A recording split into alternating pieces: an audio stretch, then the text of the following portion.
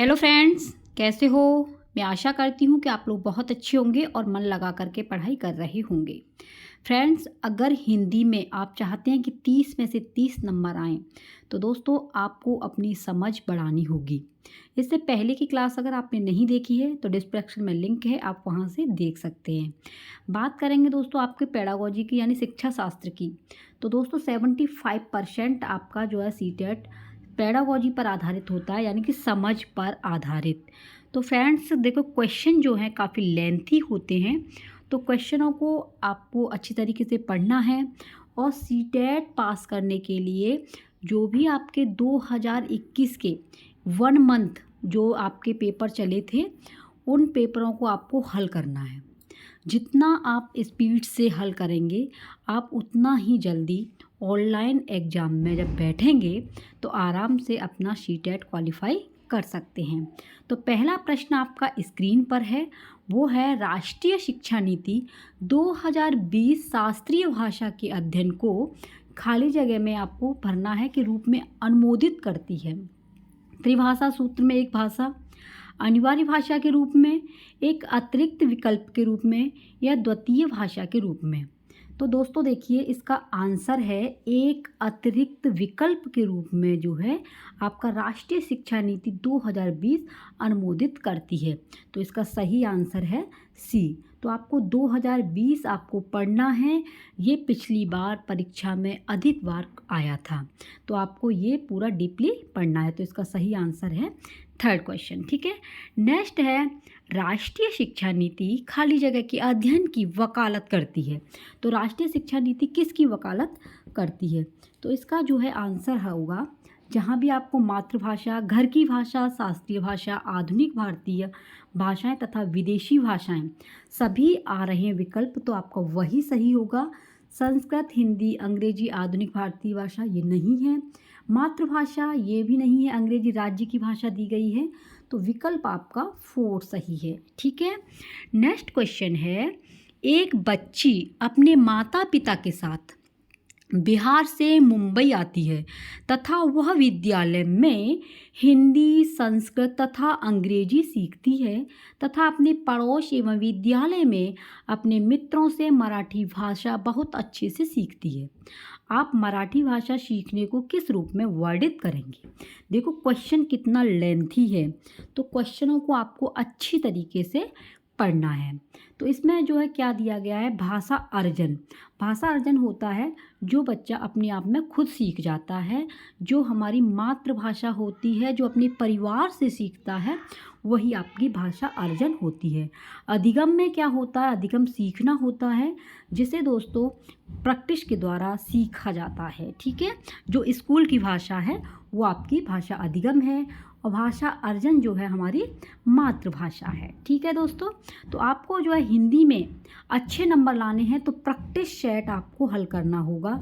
जो भी आपके पुराने प्रैक्टिस सेट हैं उनको हल करो, और आप 30 में से 30 नंबर आसानी से लेके आ पाएंगे, क्योंकि क्वेश्चन दोस्तों काफ़ी लेंथी होते हैं। देखिए, अगला क्वेश्चन है, एक भाषा शिक्षक सामाजिक विज्ञान के साथियों के साथ मिलकर भारत की सांस्कृतिक विविधता पर प्रदत्त कार्य देता है या देती है। शिक्षार्थियों को इस विषय पर रिपोर्ट लिखने तथा पोस्टर तैयार करने के लिए सामाजिक विज्ञान की पुस्तक तथा इतिहास, भूगोल, संस्कृति तथा राजनीति से संबंधित अन्य पुस्तकें तथा दस्तावेजों को पढ़ना है।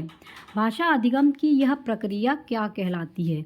तो आपको बताना है कि इसकी जो प्रक्रिया है वो कहलाती क्या है।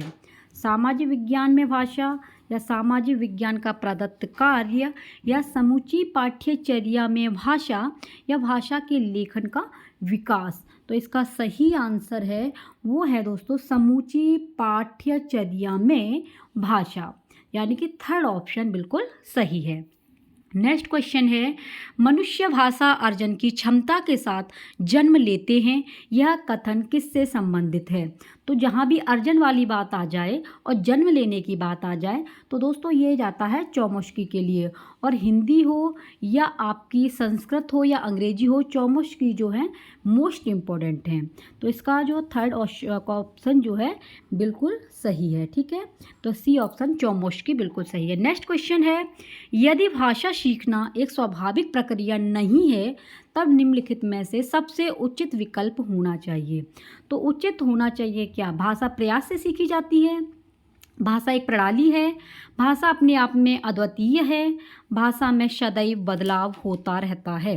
तो इसका सही ऑप्शन है भाषा जो है प्रयास से सीखी जाती है। भाषा किससे सीखी जाती है? प्रयास से सीखी जाती है।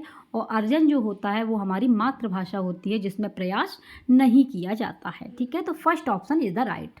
नेक्स्ट क्वेश्चन है, 1.5 से 2.5 वर्ष के बीच के बच्चों की शब्दावली जब 200 से 250 शब्दों और 2 शब्दों के उच्चारण तक पहुंचती है तब इसे क्या कहा जाता है? तो इसे क्या कहेंगे? व्याकरणिक रूप, ओवर रेगुलाइजर या वार्तालाप। तो ये है टेलीग्राफिक भाषा। क्या है? टेलीग्राफिक भाषा है जिसकी शब्दावली 200 से 250 के समथिंग होती है। तो 7th क्वेश्चन का जो सही आंसर है वो है आपकी टेलीग्राफिक, यानी कि फर्स्ट ऑप्शन बिल्कुल सही है। नेक्स्ट क्वेश्चन है आपका, भाषा अधिगम अभ्यास और पुनर्वलन की सहायता से स्वतः स्फूर्त तरीके से होता है। यह सिद्धांत किसके द्वारा प्रतिपादित किया गया है? तो किसके द्वारा? संज्ञानवादी, व्यवहारवादी या रचनावादी या अंतःक्रियावादी? तो इसका सही ऑप्शन है व्यवहारवादी द्वारा प्रतिपादित किया जाता है, यानी कि second option is the right. Next question है, पियाजे के अनुसार भाषा का विकास खाली जगह से डॉट तक होता है। तो पियाजे भाषा मोस्ट इम्पोर्टेंट है, इसे जो है आप बिल्कुल अच्छी तरीके से पढ़ लेना। चाहे आपका सीडीपी हो, चाहे हिंदी हो, चाहे संस्कृत हो, आ ही जाता है। तो पियाजे के अनुसार भाषा का क्या है? तो इसमें जो है सही ऑप्शन है आत्म केंद्रित। इन्होंने आत्म केंद्रित की बात कही है, तो आत्म केंद्रित से सामाजिक तक। ठीक है, यानी कि third option is the right. Next question है, लास्ट है, राष्ट्रीय शिक्षा नीति 2020 भाषा शिक्षा और भाषा अधिगम को किस रूप में वर्णित करती है? सभी भाषा के लिए, या बहुभाषा अधिगम और भाषा की सत्ता के लिए, या त्रिभाषा सूत्र, या बहुभाषावाद अधिगम और भाषा की सत्ता? तो इसका सही ऑप्शन जाता है बहुभाषावाद अधिगम और भाषा की सत्ता, यानी कि 4 ऑप्शन बिल्कुल सही है। तो फ्रेंड्स, ये थे आपके महत्वपूर्ण प्रश्न जो सीटेट में पिछली परीक्षाओं में आ चुके हैं।